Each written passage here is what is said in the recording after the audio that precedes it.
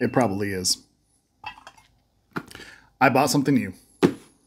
The RF 100 F2.8 Macro.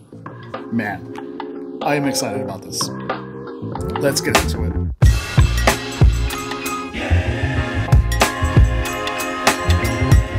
Just a really quick thank you. I appreciate you guys subscribing. I hit 1,000. So happy about it. I was able to kind of start monetizing the videos, so thank you, thank you, thank you. I did promise I would give away a 511 bag as soon as I did that, so I am working on that, trying to figure out the details. That'll be coming soon. Anyways, back to the video. Okay, we're doing things a little bit different today because I'm using my camera as a prop. So I am using my new Galaxy S24 Ultra, and it is doing a great job. Man, video on these things is just getting better and better. Photos getting better and better. I'll do a review on that later, but for now, let's talk about the RF 100. I would love to do an unboxing, but I was a little impatient, and I tore this box open when I first got it. Now, I didn't just buy this. I actually bought this about a year ago. And reason I bought it was, well, weddings. It came with a bag. It's somewhere. I lost it. So the reason I bought it was weddings. I wanted to be able to take a few photos of like small things like rings, just details. When you deliver a few detail photos, it actually just kind of adds to the whole thing. It's really nice to see those. So taking pictures of rings or just little objects and stuff that the bride and groom like, just really changes the whole thing. So it's really nice to have. So I bought this for that. The other reason I bought it was because I was taking a lot of real estate photos, and I started doing like detail photos of things like cabinets, countertops, knobs, flooring, you name it. I started taking some detailed photos of that stuff, and people loved it. So I started using it for that as well. And then while I had it, I figured, why not play with it? So I went out and started taking photos of ants and bugs and flowers, and I mean, you name it. It's kind of neat because it opened up a whole new world, and it honestly kind of made photography a little bit exciting again, because I was doing a lot of photography, but it was mostly for work, not for fun. So this kind of made it fun again. So I was pretty excited about that. Now let's talk about what this comes with. So as I mentioned, it actually came with the lens, a little bag that I just happened to have lost, and a lens hood. Now, I will be honest, I don't use a lens hood that often, but I put it on here just to kind of try it, and it's pretty nice. So it gives it kind of a nice look. And of course, you can use that, but without the lens hood, you can get a little closer. So I don't use the lens hood all that often, just to get a little bit closer. If you want to buy a filter for it, 67 millimeters. It does have autofocus, stabilization, and it has another control, which I'm not used to. I haven't played with this yet, the SA control. So we're going to give that a shot. We're going to try it with video, and we're going to try it with photography and kind of see what it does. I think you guys will be maybe not amazed. Honestly, I didn't really find much use for it. So, but we'll try it. We'll see what you guys think. Let me know if you use it. If you do product photography, this is kind of a must. It's a great lens for product photography because you can really get up close and personal with that item and zoom into certain things. It's really, really great with that, especially for the photography part of it. You can get very, very clean, clear images with that. So as I mentioned, we did a few tests with this. Let's play around with it and take some photos of a few things.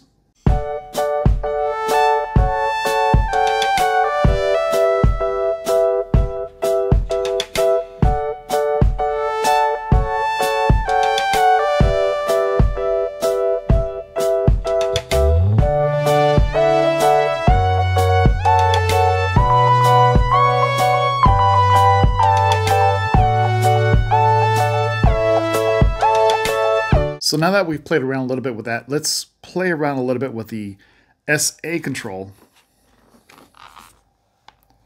Let's play around a little bit with that. I'll talk about what I'm videoing and what I'm doing with it, like lowering it to a negative, raising it to a positive, or let's also take some photos with it.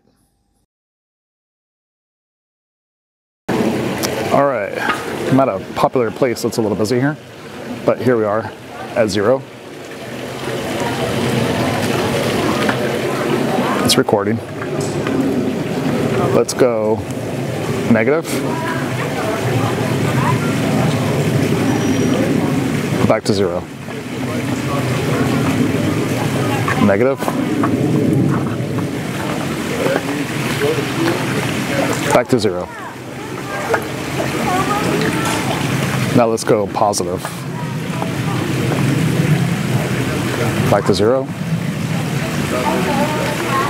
Positive. Back to 0.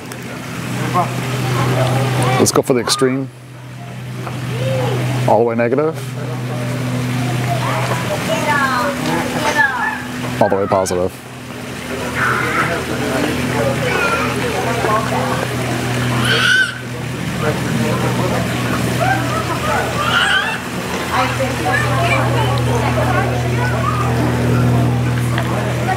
Fascinating, isn't it?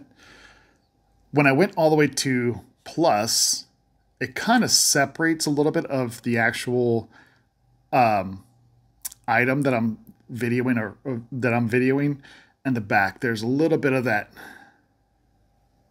I don't know, distortion, I guess you can say. So what do you guys think about that? Let me know what you think. Also, I did play around with it with photos, and that was really interesting. Let's take a look at that. All right, we're gonna go photo mode, 2.8, 200 ISO. First shot, autofocus, and then the center. I'm gonna go all the way negative, all the way positive,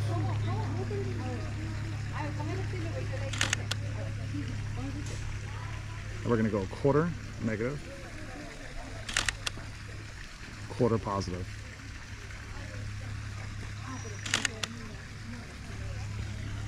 Let's go 0 one more time for good measure. I did it with autofocus. When I went SA all the way down, sounds strange. Hope my neighbors aren't listening to me say that. That's SA is a specific thing. So when I went SA control all the way down, just gave me a really soft image. So as I started climbing, it got me a sharper image. At the very top, when I went all the way plus, it's interesting. I don't know if it's sharper or just didn't feel right. So I personally just don't use it. I didn't really see too much of a change in the bokeh. But you know what? Let's try that in a more controlled environment. I put some lights up behind me, and let's see if we could take some pictures of some items like this Bob Ross mints and this headphones are earmuffs. Let's try that. More controlled environment.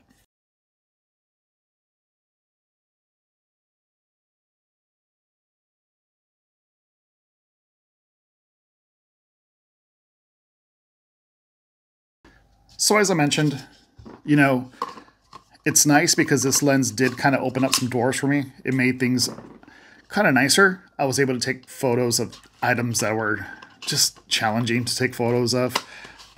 So I really like that. I love this lens. I'm really glad I got it. I just happened to come across it on sale and it was only $1,000. So I figured, why not? It's a perfect time to buy it. It's super light. I'm going to put the weight up here.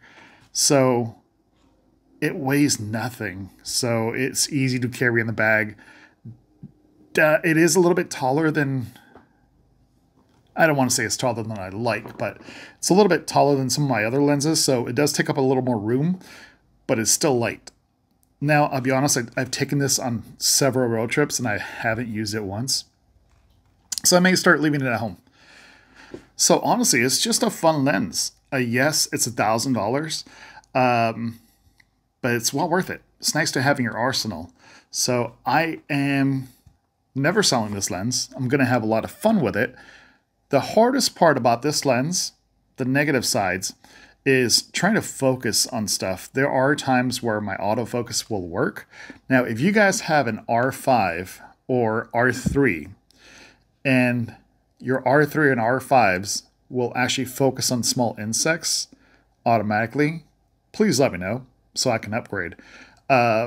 With the R, it doesn't do that. Sometimes when I almost said zoom in. Sometimes when I get really, really up close and personal with some of these little creatures, they're moving constantly. It's hard for it to focus, especially at like 2.8. So I go up a little higher. Light becomes a challenge, so you need flash. So when that's the case, it's hard to focus. So I tend to go with manual focus on those shots. And it is not easy to shoot manual focus on tiny little things. Some of you guys know what I'm talking about. Oh, not like that. But overall, I'm happy with it. Do I recommend it? You know what? If you're bored of photography, or you just need a little bit of a challenge, or you love photography but it's become kind of stale, this is actually pretty fun to play with. It just opens, like I mentioned, it opens up a whole new world. Taking pictures of small items, sometimes you go down a path with something in mind and that doesn't work out. You can switch to this and have some fun. I don't know if I would say I recommend it. If you have the extra $1,000, or you just want to try something a little bit different in photography, maybe a little bit of a challenge, you want to challenge yourself, or if you do weddings, portraits, or need some pictures of something up close, go for it. Get it. It's a great lens. I really, really am happy with it. And of course, you know, you may buy it for $1,000. If you don't use it, you can sell it for pretty close to $1,000.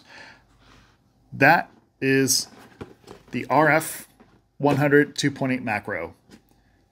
Thanks, guys. I appreciate you watching. We finally made 1,000 subscribers, so